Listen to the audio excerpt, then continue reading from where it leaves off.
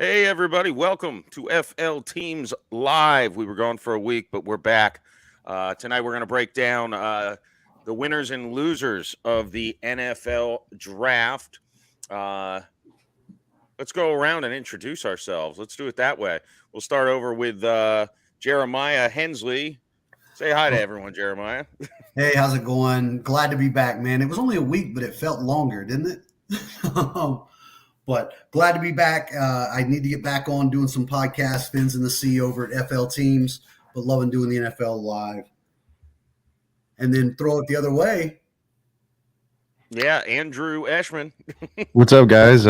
Excited to talk about the draft, 2022 draft. Lots of exciting picks and lots of stuff to discuss. So looking forward to it. All right. And I am Jeff Macalino. I host Bolts and Bats in the Bay podcast here at FL Teams. And I want to talk about the Bolts right now. I will give a shout out to any Florida fan watching this at the moment. The Panthers and Capitals are tied 3-3. Panthers come back from a 3-0 deficit. That is in intermission. They'll be heading into the third period soon. And the Rays, Shane McClanahan outdueling Shohei Ohtani. The Rays lead 2-0 in the eighth in that game. They got a whopping 3 hits after being no hit last night. So any big breaking news on that, I'll try to break in real quick. But hey, let's talk about the draft. And the Jaguars had the number 1 pick. They were able to trade back in and get it, probably the best, I would say, off the ball linebacker. In Devin Lloyd. Jeremiah, or I'm sorry, Andrew, since you're the Jaguar expert, give me a breakdown what you thought, not only of the first round picks, but the Jaguars, entire draft. Yeah, I loved it. Very defensive focused draft, which we needed help, man. We needed help in the linebacking core, with Myles Jack departing. Left a big hole in the linebacking core, especially Damian Wilson, too, who left, who was on a 1-year deal. The linebacking core underperformed, in my opinion, and I think we, had a huge splash there in the first round. Great move by the Jags to trade up there to 27 to get Devin Lloyd, a guy who's just a phenomenal athlete out of Utah. I think he's going to be a weak side linebacker. So I think he's going to be really filling in for Myles Jack. And he can do it all, man. He's a good run, good at, run support. He's a good, coverage linebacker, amazing speed and pursuit. So I'm really happy about it. I love that pick at 27. Yeah. Devin Lloyd's fantastic, man. Had the Dolphins had a first round pick, that was where I wanted to go. We definitely needed linebacking help. And I think Devin Lloyd's the best in the class. So let's talk about the Jaguars, and not only looking at their draft, but their free agency acquisitions. They were pretty busy early on there. Where do they stand in your eyes in the AFC South? And also, if you want to take it larger, the AFC as a whole. I think they could potentially be fighting for a number 2 spot there with the Colts. But the Colts, man, they look nasty. I'm not gonna lie with Matt Ryan. He's getting up there in age, but Jonathan Taylor, that kind of, and a nice wide receiving core there, a defense that is pretty nasty too. They're going to be a force to be reckoned with in that division. So Houston's going to be terrible. I'm not worried about them. Of course, the Titans, I think, will probably be leading the division. The Jags, it's kind of, I don't know. I could see them maybe getting 4 or 5, maybe 6 wins. I don't know. And I'm kind of stretching there on 6 wins. So I don't know. It's really up in the air, man. I think the Jags, they could surprise everybody this year.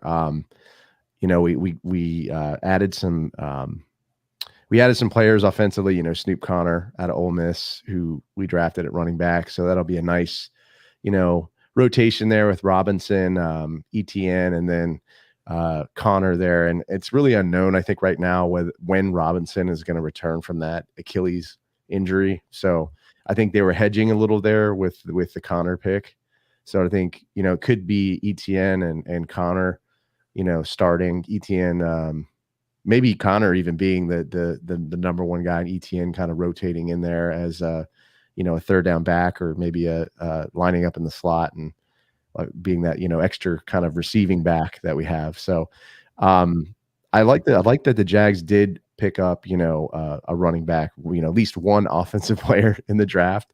So that was reassuring, and I think we did need the depth at running back. So everybody is on Jags Twitter was freaking out about not drafting a wide receiver, and again, I've said this on a couple of live streams that we've done. Like, I just don't understand why people are panicking at wide receiver. Like, I think the wide receivers room is not only like it's crowded, but I think there's potential there.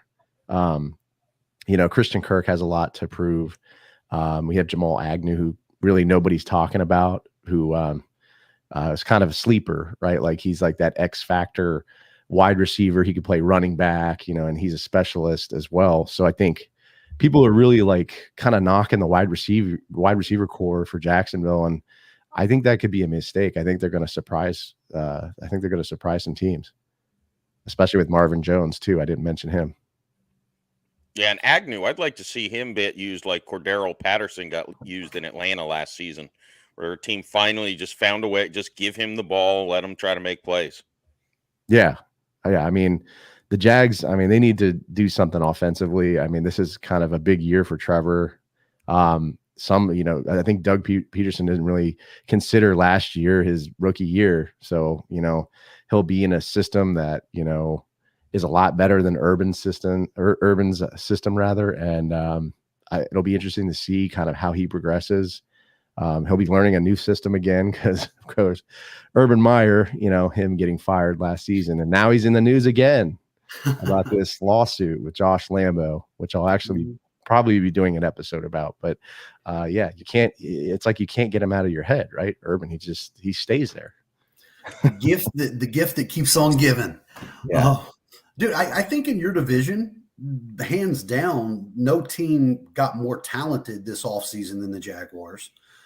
Tennessee didn't really do anything to better themselves. I'm sure Titans fans would say differently, but when you lose A.J. Brown and really don't add much more to it, it doesn't make you. And then, the Colts, they add Matt Ryan, which could be big, but they didn't do anything again to upgrade the receiving core outside of Pittman.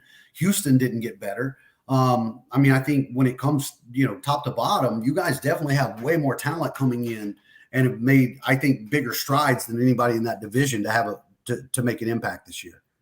Yeah. I think, we were talking with EJ about this with Malik Willis. I don't think he's going to be really a first year impact. I think he's going to be maybe the second year they kind of give him some more responsibility, or I don't know what they're going to do with Tannehill.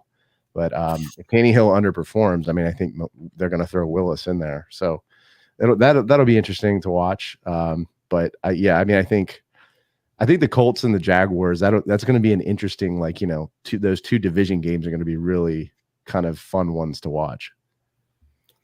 Yeah, well, while Malik Willis gets brought up, let's kind of touch on that in the draft. Only, it's well known, only one quarterback got taken in the first round, which was accurately predicted in our FL Teams mock draft, by the way. Kenny Pickett going to the Steelers. Then it went dead. Quarterbacks just clearly were not well liked by teams in this draft. I don't think there's any other way to say it. Going all the way to the third round before the second quarterback is taken, I still can't, at that position, it's just shocking how low these guys must have been graded on most of these teams' boards.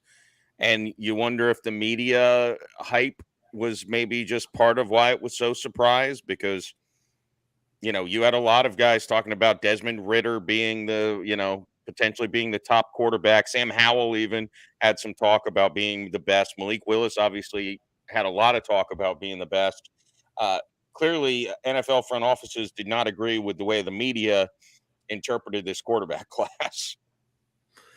Yeah, I think it fell weird too because of course they're already doing way too early mock drafts for next year, but you've got as many as like 7 quarterbacks going in the first round. I think you got a lot of teams who have kind of that make or break year, right? I mean, Philadelphia with Jalen Hurts, Miami with Tua, Pittsburgh went out and got Kenny Pickett, of course, but that was Trubisky, Mariota. All these people have brought in these quarterbacks that are relatively young. Sam Darnold still in Carolina. That none of these guys were head and shoulders above that, but there's a real good chance that they end up with a position in playing sooner than we think they will. I've always thought as a quarterback, it's almost better. You look at like Aaron Rodgers. Everybody has the look of Aaron Rodgers in the draft room, in the green room with his head between his hands. But he got to go to Green Bay, right? Yeah. I mean, so some of these guys are going to end up like Malik Willis could absolutely hit the lotto in the sense that he goes into a stable offense with a stud running back as opposed to a team that's rebuilding all the way around. And no offense, because he did well with it, but not a Trevor Lawrence type situation. Right. Yeah. So I think it looks like the quarterbacks fell in good spots. I think Matt Corral in Carolina is going to be interesting. I think Desmond Ritter makes a lot of sense in Atlanta. So it's going to be, I don't know. It's just, I think it's a weird year for that. Not that these guys were overly talented or under talented. I just think it's a weird quarterback landscape. You still got Garoppolo and Baker looking for jobs, Yeah, I mean, and it'll be interesting to see where Baker lands up. I mean, that's kind of like the one that I keep thinking about because I don't think he's that bad of a quarterback. I think he's got a good arm. I mean, he had a decent year over in Cleveland and then kind of gets screwed over for lack of a better term. I mean, and then he's kind of taken the back seat there, which it is what it is. But I mean, somebody could find it. I feel like some team could benefit. Maybe he goes to I don't think Atlanta drafted a quarterback, right? No, they got Ritter. Okay, Desmond Ritter. But I mean, yeah, I mean Ritter could sit behind Baker, right, for a year and learn from him. And I mean, maybe Baker's that bridge quarterback, right? But I still think he's going to help you win some games. I mean, I don't know. Maybe Atlanta doesn't want to win games. Who knows, right? Well, and I wonder it seems to me like Seattle maybe could still be an option, but I saw Pete Carroll come out and say if Drew Lock was a rookie this year, he would have been the number 1 quarterback drafted. Obviously that's easy to say. Yeah. I mean, I'm just looking at the landscape and thinking, is there a possibility Baker just ends up getting cut at a certain point? You can't bring him back to Cleveland. He's not going to be a backup. Is there a possibility they just say no one's going to take you? We're just, I think what's funny is there's all this money that's on the contract. And that's been, from what I understand, one of the biggest holdups is anybody who's going to make this trade is not bringing Baker in at the money that Cleveland was paying him. Now, Cleveland's still in a unique situation because you got to think that Deshaun Watson is still going to be suspended. You don't know how many games, but there's got to be a suspension coming in there. The way that they've been levying fines on conduct, you got to figure. So, maybe Cleveland's game plan is, they're preparing for Deshaun to be suspended for 5 games, 6 games, and Baker's going to be that guy. I just don't see how that works in that locker room, though. I mean, it seems so obviously cancerous that I don't think he's going to happily do that. But no other team, they're really drawing the line in the sand because I think it is going to be. If he gets cut, I think he gets signed within a week, right? I just don't. Nobody's going to go out and trade or take on that salary if they don't have to. Cleveland's really the one who's stuck. Yeah, no, and there's no reason for a team, unless they want Baker to be the starter week 1, there's no reason for a team to rush into trading anything for him. Because again, I mean, if day 3 of the draft, a team had come in and said, we'll give you a 6th round pick, I think Cleveland would have taken it. It's crazy that you can get a guy who's coming off a season a year ago when he won a playoff game for the Browns. He was a number 1 pick not that long ago, and he's just kind of the odd man out. And that's it, Jimmy Garoppolo also is in a unique situation in San Francisco, but Yeah, there. It seems like a lot of the bad teams, and look at the top of the draft: Jacksonville, Houston, the Jets, the Giants. They all have their young quarterback that they think is their quarterback of the future. So that I think that's probably a large part of it is they're not giving up on Daniel Jones is probably the one I think would be the closest to giving up on, and I've seen enough from him that I would give him a shot. I Yeah. would stick with him if I was the Giants, unless something crazy came along. Yeah, unless something So crazy blows up in training camp, an injury or something just really looks bad. Is it interesting? I could see the Giants taking a flyer on that if Daniel Jones starts off slow, and doing it. But outside of that, I mean, Seattle, why would you not give Drew Lock a shot? All right. It's a weird spot, but I do think it's all Cleveland at this point. They've misplayed their hands so much that they're going to have to eat this salary one way or the other. I still think they misplayed giving that giant all guaranteed contract to Deshaun Watson. Real quick, a couple updates. If there's any NBA fans watching, the Milwaukee Bucks defeated the Celtics by 3 points, and they take a 3-2 series lead. Milwaukee over Boston. And any Rays fans, Andrew Kittredge blew his second save in 4 days, giving up a 2-run home run. So that game's tied at 2. Shane McClanahan, I'm sure, is grateful after 7 shutout innings and 11 strikeouts to not be factoring in the decision. Thanks, All-Star Andrew Kittredge. All right. Not that I'm upset or anything. So let's move on to the next Florida team here, the Miami Dolphins. Now their draft, their free agency was very active, including they made a move this past week with signing Sony Michel to a kind of crowded running back room. Yeah, I think it seems like quiet in the draft because they traded their first round pick, obviously, to get Tyreek Hill. What did you think, though? You know, they only had 4 picks and 2 of them were in the 7th round. Did you have any thoughts on who they did end up getting, Jeremiah?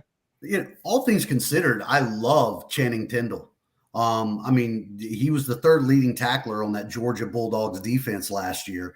Linebacker is an absolute need for us.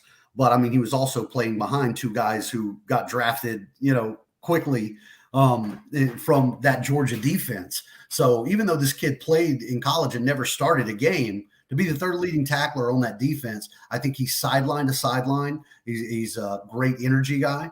So I think getting him in the 3rd at 102 overalls, that's pure luck. I mean, he's a 2nd-round talent. Not so sure about the wide receiver. I mean, again, I think our receiving room, I guess you can never have enough in there. I know the kid's a Texas Tech guy. Wes Welker's a Texas Tech guy. Mike McDaniel kind of made a joke about that. Like Wes wouldn't stop talking about the guy. He's like, we got to get an Aggie. We got to get an Aggie. And Red Raider. So they bring in, he looks versatile. Cameron Good, another linebacker. That's really the spots that we needed to address. Coming out of California, another guy that plays with a high motor. So I think overall, and then in the 7th with the last pick, drafting Skylar Thompson, Kansas State quarterback. Dolphins Twitter again had fun with that, but he's an athletic guy, and definitely at the end, the end of the 7th round, why not throw something out there? And then I really like what we did as far as undrafted free agents. Brought in the guy who was the safety tandem to Javon Holland in Oregon, McKinley. So he's coming in as a free safety. And then picked up Zaquandre White, running back from South Carolina. Yeah, he was on my draft, my mock draft. So he's pretty good. He's a good specialist too. He can play special teams, so maybe he can help you out there too as well and provide some depth there. Yeah, I mean, but Jeff, you hit the nail on the head. It's so funny, dude. It's I keep thinking about San Francisco, and every year you felt like there was 4 or 5 running backs that were just kind of coming through. But there's definitely going to be an odd man out somewhere in this Dolphins. I mean, because at this point you've got, of course, brought in Raheem Mostert, Edmonds, right? Chase Edmonds. You kept Myles Gaskin and Ahmed, so they were already there. Now you're bringing in Sony Michel. You picked up the fullback Alex Ingold. You got the running back you drafted last year. So, I mean, not all these guys are going to be able to contribute and stay on that team. I'm wondering if any Dolphin holdovers. I mean, I could really see this, that Ahmed or Myles Gaskin ends up not playing a role, unless this Sony Michel thing says something about Raheem Mostert's rehab. I mean, who knows if he's going to be ready to go. But look, if you're not going to have one stud running back, why not have four that are okay and just rotate them and use them? So, you know, I think all in all, for what the draft was, I think it was really nice. And just everything that's been put together. We were talking a little bit before we came on here, though, man. I can't stress it enough. If you're ever bored or just can't find anything to entertain you for a few minutes, just type in the Miami Dolphins on Twitter. Watching the Miami Dolphin fans, it is amazing. You know, an OTA video gets shown of Tua throwing a pass that the promotions department sends out, you know, Tua to the cheetah, and it's about 5 yards underthrown. And then you've got both sides saying Tua can't hit him deep. There's no coverage. He's throwing short. It's OTAs. And then just sheer explosion over Sony Michel, like this guy's not on his third team in 3 years. You know, we have a tendency to go very high to very low. There's not a lot of in between or gray in the Dolphins Twitterverse. Who do you see like getting cut out of that running back room? I mean, do you think it's Gaskin or probably Ahmed? You know, I mean, he's been great when he stepped in. Gaskin is serviceable. Gaskin can catch the ball. And I think just with the tenure of being there, I think he holds on. But yeah, I don't know if Zaquandre White's going to end up making the team. Of course, I mean, you can't, you know, we're going to carry a fullback. We actually went out and traded for a fullback. So, I mean, he's going to make the roster. Yeah. So yeah, I mean, you can't carry all those running backs. Yeah, it'll be nice to run that I formation and just have that fullback lead the way. And I miss those days. Yeah, I was thinking about that. And well, when you've got this many running backs too, man, like the days of the Dolphins that I miss are with Rob Conrad up front, you know, or having the fullback, Lusaka Polite, those guys that just drilled. And then when you had two good halfbacks, when you had Ronnie and Ricky both in the backfield together, you know, I'm really hoping that McDaniel and these guys are as dynamic and as inventive as they seem to be, because there's a lot of talent if you know how to use it properly.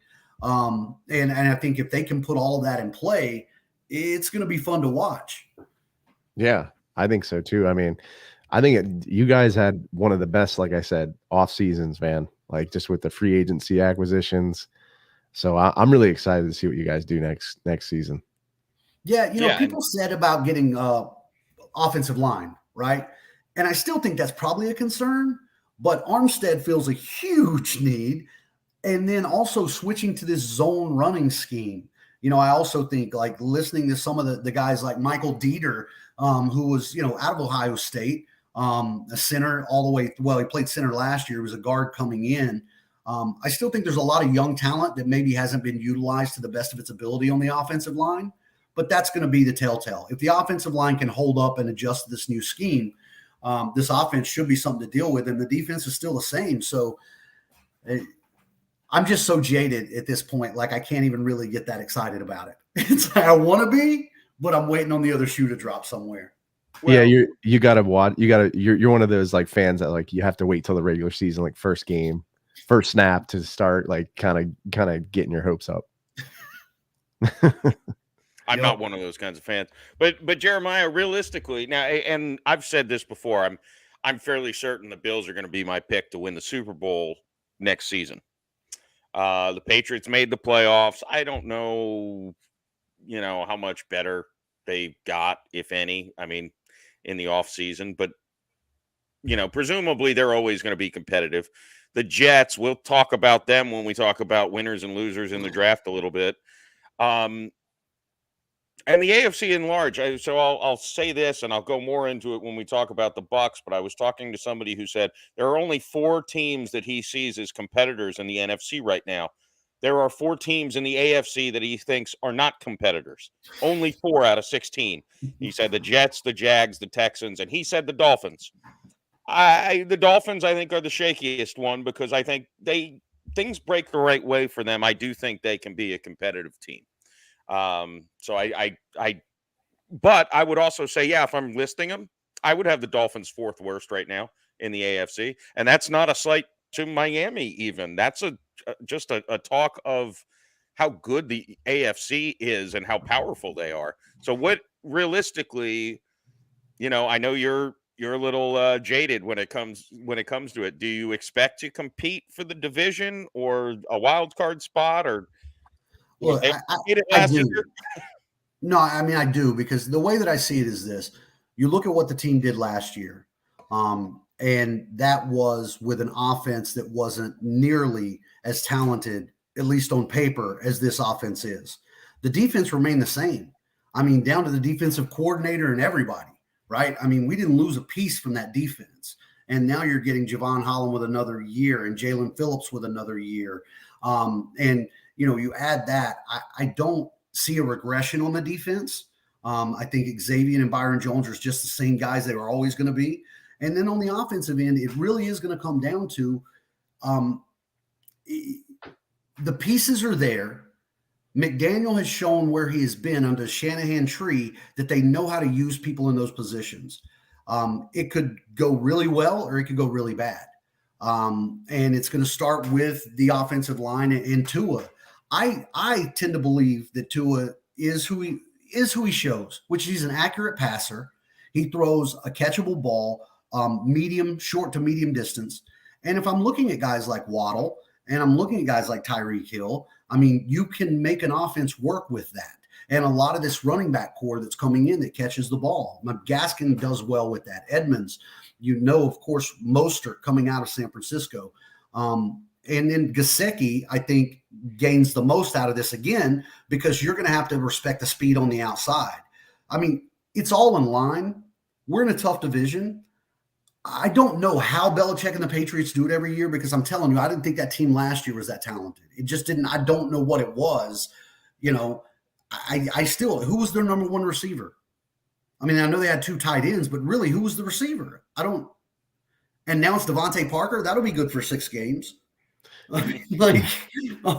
So dude, I think Miami's offense, I think Tua can be successful. I think having those weapons around him is going to take so much pressure off of him, right? Like he's going to, the offensive line has gotten a little bit better. So, I mean, he's mobile too. He can move, he can rush outside of the pocket and scramble. So, I mean, you have if I'm Mike McDaniels, I'm using cheetah, maybe running jet sweeps, throwing to those running backs out in the flats, and who cares if he can't throw the ball that far, right? I mean, he's just got to make the throw. So I think the Dolphins are going to be in a great spot. It'll be really exciting to watch. Yeah, and having Teddy Bridgewater as the backup is a much better option than what we had last year.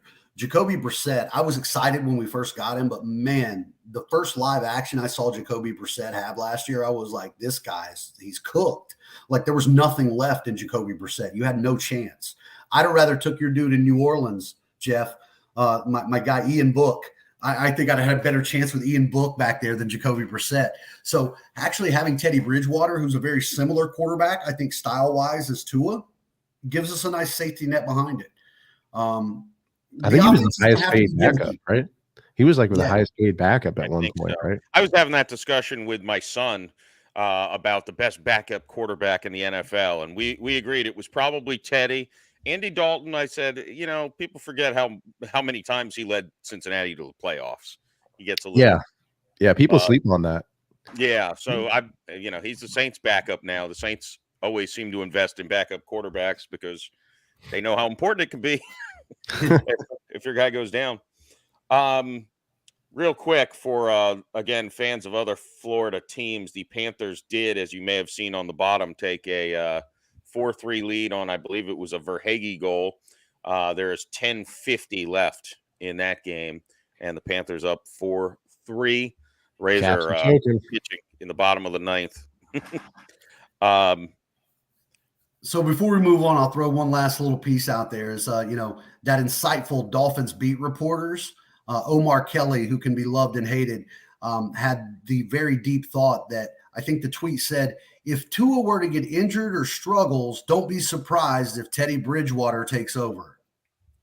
Really? If he Seriously? gets injured? Who would have thought if your quarterback struggles or gets hurt that the backup would play? Thanks a bunch for that insight. Yeah, Bold- that's bold super, predictions. yeah, super great analysis there. And Yeah. so The highest paid backup might play if the starter gets hurt. Mark my words. Yeah. Write this down. Mark this prediction. Yeah. Thought we just wouldn't play with the quarterback if Tua got hurt. I had no idea we'd just put the other guy in. Well, that's genius. Yeah, just have Mostert take direct snaps and see what happens.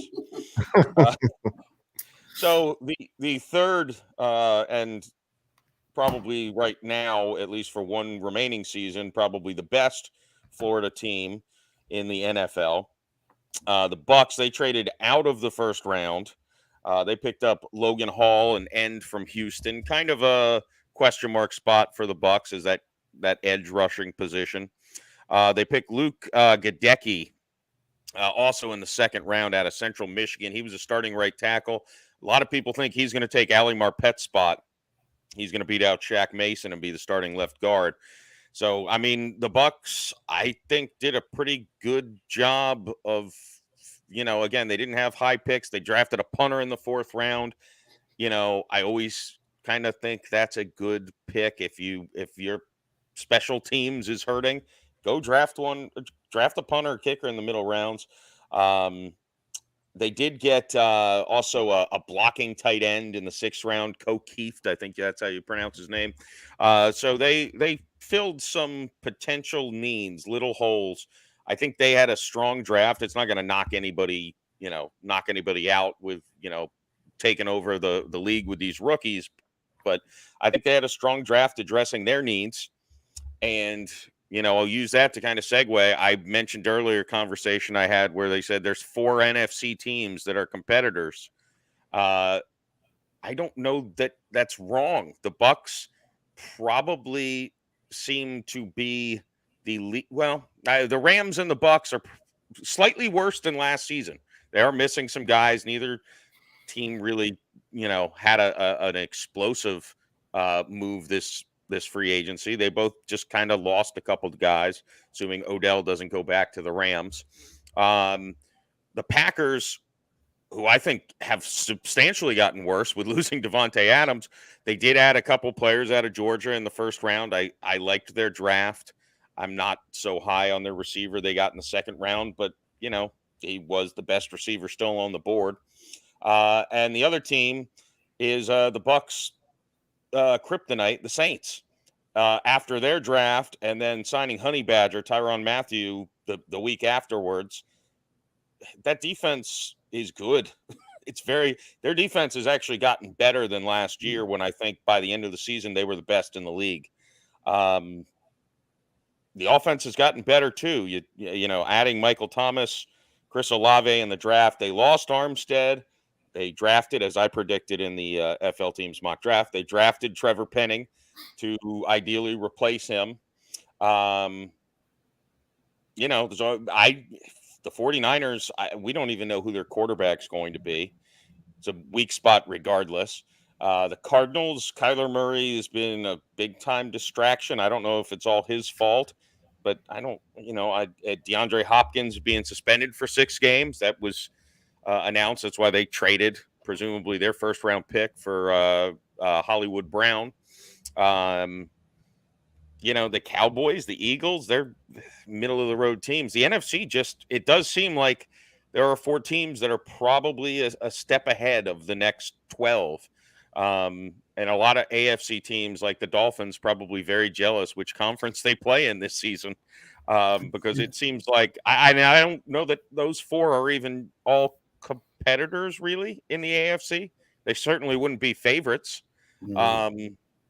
And I'm slighting the Rams maybe a little bit since they did just win the Super Bowl, but they did lose Von Miller. They Odell Beckham is, probably not going to be ready for the start of the season, but, presumably he's not going to be there. I don't know. It seems like the Bucs have not only probably the most talented team, but they definitely have the easiest path to at least get into the playoffs excuse me, and make a deep run. I know you guys both follow AFC teams. Do you have any thoughts on where the NFC stands? It just looks weak to me. Well, I mean, I wanted to start off with Jeff that signing the Kansas City. I can't pronounce his name. What's it, Matthew or Matha? Tyrann Mathieu. Yeah, Idiot. Honey Badger. Honey Badger. Honey Badger. Yeah, I'm terrible with names. I'm sorry, but that was huge. We really didn't get a chance to talk about that after our last live stream. So, I mean, that's huge. I think that adds a lot of great depth and veteran leadership in the secondary. So, yeah, man, that's big. And I think you guys had a good draft. Filled some have some nice depth there at the tackle position too. So yeah, man, I think you guys had a good draft, and you guys are going to be a team to watch. Yeah, the offense is going to be really good. I mean, the Olave thing is a great pick, and then getting Michael Thomas back. Your receivers are going to be head and shoulders above where that core was last year. I'm not as sold on the quarterback as you are. Yeah, I know where that's at. I don't know. But even still, you've got a great two-headed running back. The team that always, every year, just I can't figure them out one way or the other, that should be better than they are, is Minnesota. Minnesota, every year. I mean, maybe that's a team that needs to go out and get Baker or somebody. Like, is Kirk Cousins the answer? Because, I mean, dude, with Dalvin Cook, Jefferson, Thielen, that offense should be explosive. And the defense has some players. Minnesota seems like they should be more competitive than they are every year. I did like Minnesota's draft. They picked up a safety out of Georgia in the first round. I'm forgetting his name. I always pronounce wrong. And they got Andrew Booth in the early in the second round, and he's a tough physical player. They definitely seem to focus on the defensive side of the ball because they've got weapons like crazy on that offense. So nice to see them kind of lock in on the defense. I agree with you. I would not be surprised from a talent perspective if Minnesota was able to win the division. Because I don't think Green Bay's offense, I shouldn't doubt Aaron Rodgers, but I don't think their offense is going to be the same. They not only lost Adams, they lost Marquez Valdez-Scantling. So they lost their best two receivers. The Chiefs obviously got USF's Valdez-Scantling to replace Tyreek Hill because they're the same basically, right? Well, of course. Well, him and Juju, right? Put them together. But I was looking at this too because I think I was looking at the Dolphins. They're the free agents that they had this year who haven't signed yet, that are still just sitting out there. You still have Will Fuller. I mean, Will Fuller, of course, did nothing for Miami whatsoever. But he's a free agent. Albert Wilson, who in spurts showed that he could play. And I mean, that's just from the Dolphins end. When you're looking at receivers, I think there's one or two that are probably still floating around. Jarvis Landry, of course, the big name. But Green Bay could still make a play for a receiver, right? I mean, they've got to add somebody to that core. They've got OBJ's still lingering out there, right? I mean, yeah, he might be waiting until he's healthy, and he can be a kind of a early season addition to a team. But I mean, there are more talented free agents available than I feel like normally are after the draft. And again, Honey Badger was sitting out there, and he's a New Orleans guy. I mean, that's where he's from. Yeah. And he was very much just, I think it was very understood between him and the Saints that if we get our receiver and our left tackle, we're not going to address safety in the draft. You're coming here. And the Saints are the team that started the whole madness in that first round with trading up to get Olave. And good on them because they obviously were right. If that's your guy, they were right because the run on receivers happened right then and there. And Olave was up on their board, trade up to get him. That's the right move. But if they couldn't trade up, they probably would have drafted Penning. And then, again, would they have gone with Treylon Burks? Yes, Bruhan with a clutch double to give the Rays a 3-2 lead in the top of the 10th for the Rays fans tuning in, as you saw on the bottom line.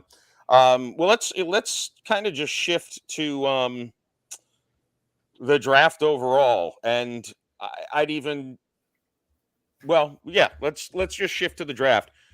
Biggest winners in the draft, and you can name multiple teams if you want, but Jeremiah, I don't know if you want to kick us off. Was there a team that stood out to you as kind of winning the draft?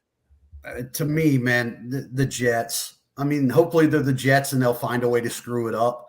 But between like Sauce Gardner, Garrett Wilson, getting Jermaine Johnson, I mean, like they got impact at every level. And then Breece Hall to go back behind that. And I like Michael Carter when he was at North Carolina. I just don't think he's a back that can do it on his own in the NFL. So now you pair him with Breece Hall, and then Jermaine Johnson coming from Florida State, getting him that deep. Garrett Wilson's going to be a great receiver to add to that crew that they already have, and then Sauce Gardner to lock it down on the. I think the Jets just hit home runs in every facet of what they saw. I think that one sticks out to me, and maybe it's reported they. I was going to say the Jets. Someone I saw reported they got the top player on their board at 4 different positions. Yeah. You can't do much better than that, Yeah. right? I mean, if your scouting's correct. Sorry, Jeremiah. No, you can't. And then I would just say the other thing for me out of the draft, I like what the Eagles did. They went Georgia defense, and then getting Nakobe Dean falling that far is a great pickup. And then making the move for A.J. Brown because they needed a receiver as well. So I think that sticks out. To me, the two teams in green, they had a real nice draft. Yeah. Well, you stole 2 out of my 3 winners, Jeremiah. But great minds think alike. Yeah. Raise up 4-2 now, by the way. Andrew, what are your thoughts? Jeremiah stole mine.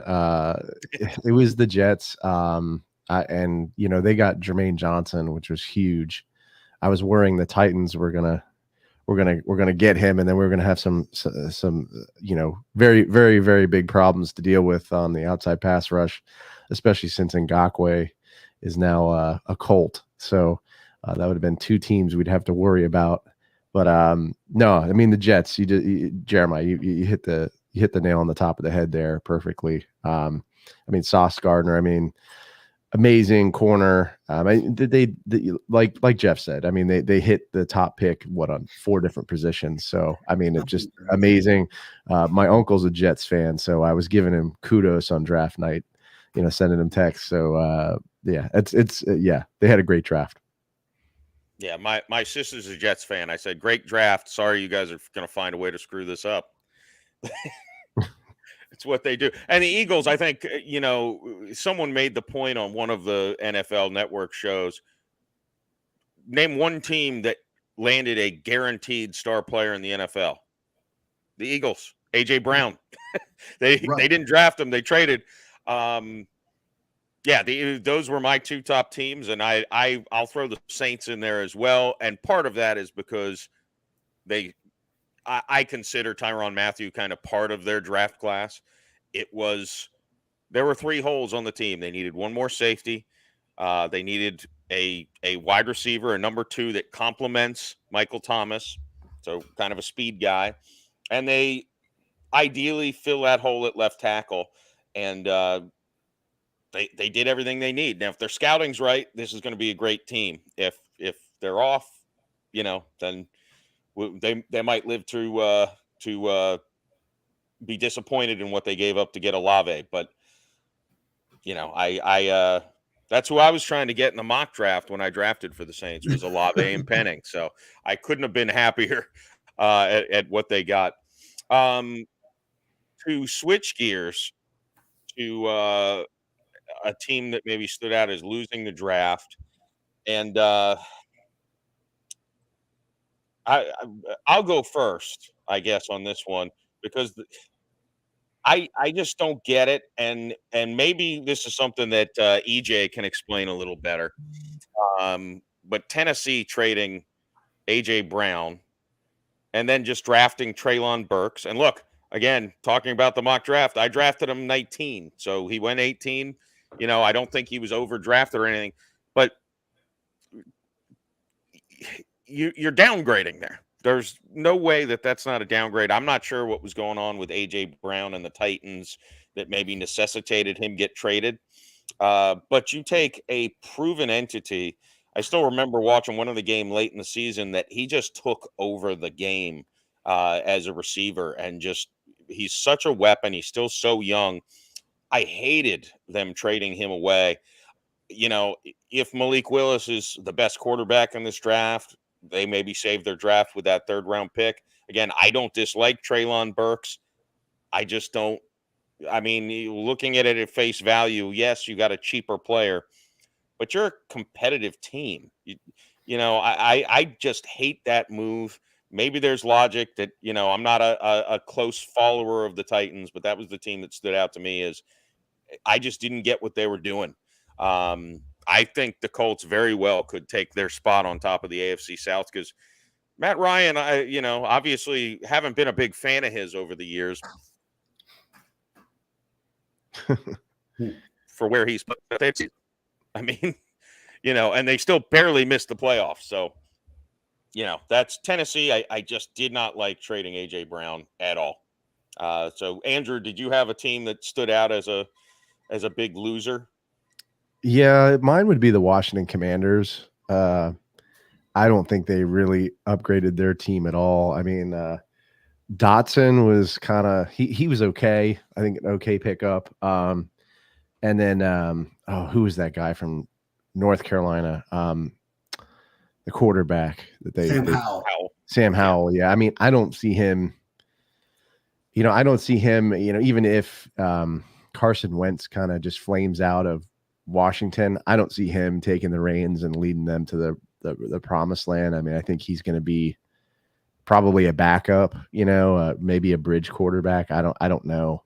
Just with I just don't see him like how much better he is than Heineke, but maybe I'll be wrong. Who knows? But I just didn't see them. And then I guess they got that guy from Mathis from Alabama, defensive line.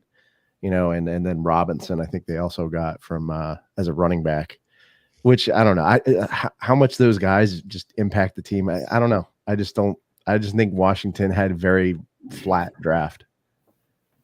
Yeah, they're a team that should get talked about going after Baker Mayfield. By the way, yeah, exactly. Yeah.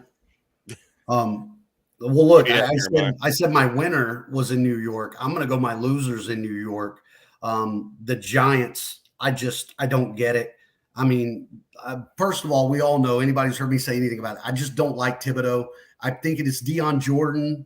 You know what I'm saying? I've still got that Dolphin bite me in the ass, Deion Jordan, this Oregon defensive. So I'm not a big fan of that. I like Evan Neal.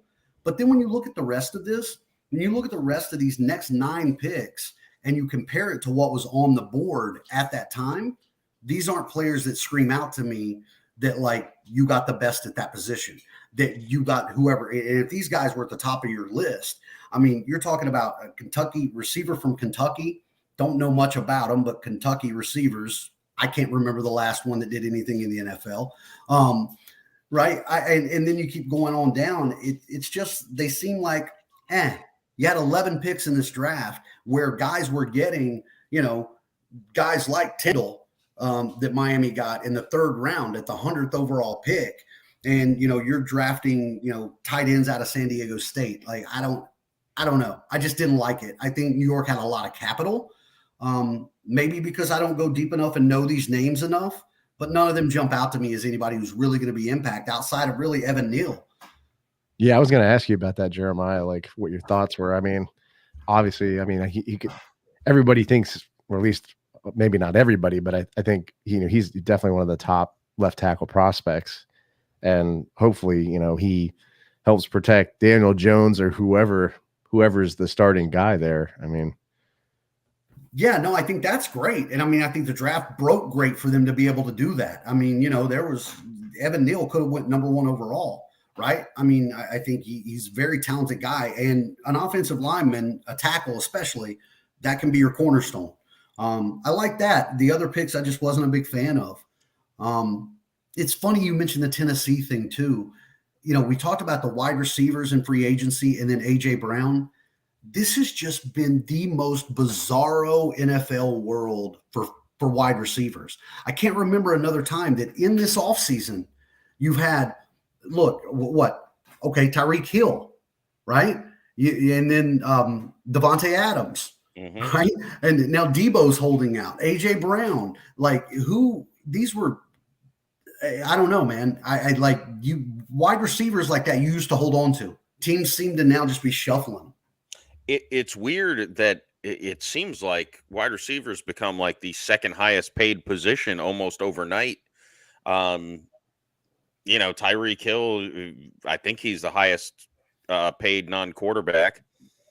I don't know. It's weird, and I still think Jacksonville kind of kicked that whole thing off with Christian Kirk, honestly.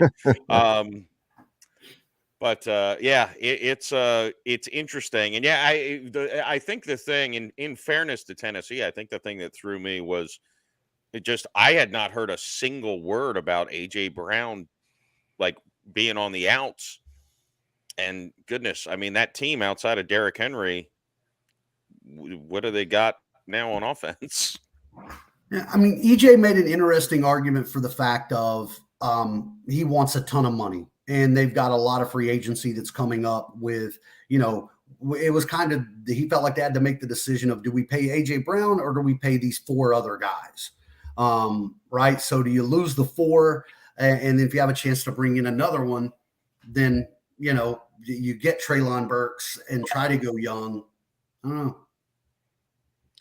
So we have somebody on the Twitter Spaces here, Lee John. If you want to jump on here and join the chat, you're welcome to. Yo, what's going on? Hey, how's it going? I try to jump in from time to time. Yeah, thanks. Thanks for joining. I thought the Jags had a really good draft. Yeah, man. You know what? There is something to be said about, your quarterback making players around him better. So hopefully Trevor can do that. But we weren't going to win a football game without linebackers, and we weren't going to win a football game without, some big body that we can put in the, in the middle of the defensive line. Not necessarily a nose tackle. I mean, I would have loved Jordan Davis, but it just wasn't a possibility. Yeah. So, we have what we have, but, how are you going to compete with Tennessee, or how are you going to compete with Indianapolis if you can't stop the run? It's almost like when you could run on a team, it feels as if they're like a peg below you. Like you have a little bit of an unfair advantage in a way. And I feel like the Jaguars for the past, few years, basically since 2017, and even during 2017, they just have a problem stopping the run. So I think that, correcting that will put Trevor Lawrence in hopefully some better situations. I mean, they have to win the turnover battle. So that can help. If that helps win the turnover battle, that's what I'm hoping for. And it's not like we're turning the ball over substantially. We do turn it over, but we just don't force turnovers. So if we can get that this year, that'll help us. Yeah, man. I love that draft. Yeah, I totally agree with you. I mean, Miles Jack was getting blocked like 10 yards down the field, and our linebacking core just stunk last year. It just wasn't good. You love Miles Jack, but Miles Jack is a prime example of he could be the best player on the team if the 10 guys around him were bona fide players. Yeah. But with the Jaguars, it's just, you get so exposed in the run game, and that was his biggest problem. He's an athletic linebacker, So I'm upset to see the guy gone. I loved him, although he was so animated on the field. Sometimes I'm like, can you relax a little bit? But he, he had no one around him, so he's not going to stop the run like that. Never. Lee, are you from New York? I'm trying to remember. I think you spoke last time. Were you from the New York area? I'm from New York. Okay. Yeah. Awesome, man. Well, yeah. I'm the only guy. Look, the last time we spoke, we talked about how we don't get a lot of Jaguars in the Twitter space, and I throughout the draft, I've seen Jet spaces with 100 people in it, and I'm thinking to myself, why don't we get a Jaguar space going? So, I was hoping we would get a little bit more steam from the last time, but I'm definitely down to talk anytime. Like Jaguars, we got to get more people talking, especially in spaces. Exactly. And well, hey, thanks for joining. I appreciate your thoughts and commentary. Yeah, well, look, Absolutely. last year's AFC champion was a team that had a second year number one pick that he didn't have much of a rookie season either. Joe Burrow. I mean, because of injury, not because of a insane. Well, I don't need to insult Urban Meyer any more than just say his name, I guess, at this point. But hey, it's not Urban Meyer's fault that Jawan Taylor is just, basically has a penalty every other play. That's not his fault. And if there's one thing that has to change, it's the right tackle position.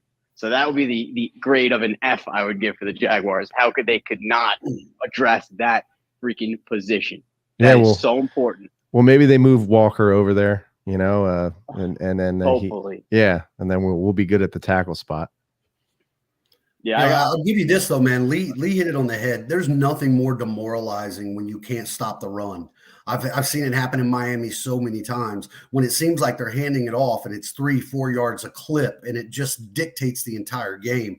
I think your defense got a head and shoulders, man. I think Mama comes in and makes impact right away. Of course, you know what we think about Devin Lloyd. Trayvon Walker going on the other side of Allen, I think just solidifies that. I mean, the Jaguars defense got really good. Yeah. I mean, Muma, we didn't really talk about. That guy reminds me of like Paul Posluszny a little bit. He's just got like a motor. I mean, a lot of people don't know he's got type 1 diabetes too, which is like, that's hard to being a football player. That's hard to work through. So, I mean, he seems like he's got a lot of motor, a lot of drive, and I hope he's successful. It'll be exciting to watch. all right, well, I think that'll about wrap us up. To give a quick update on sports, the Panthers, they were up 5-3 with 50 seconds left last I checked. So it looks like the Florida Panthers will take a 3-2 lead. Looks like that's now a final in their series over the Capitals. That is a final. And the Rays trying to close things out here in the bottom of the ninth with 2 outs. I'll let you know if they do this while we're giving our outros here. Andrew, tell everyone where they can find you on any place you want them to find you. Yeah, you can find me on YouTube, the Jaguar Podcast. If you want to connect with me on social media, I'm on Twitter at Jaguar Podcast. I'm on Facebook too. I have a little page there, and I'm also on Podbean and pretty much anywhere you find podcasts. So go check it out, the Jaguar Podcast. And J-Frog. Yeah, hey, I'm always around on FL Teams. Been doing FL Teams live. Get back to dropping some more of Fins in the Sea with the Miami Dolphins, and everything FL Teams. Social media, Twitter, JFrog817. Always hanging around Dolphin Twitter. I'm telling you, it's a good time. I don't care. You don't have to be a Dolphin fan. It's just a good time. So don't threaten me with a good time. And hey, you can find me here on FL Teams quite often, and I've got the Bolts and Bats in the Bay podcast. It might be a little somber, this next one that comes out, if the Lightning don't turn things around game 6 and hopefully game 7. You can find me also the Jeff Macalino podcast. Got a flat earther coming on Monday's episode. So,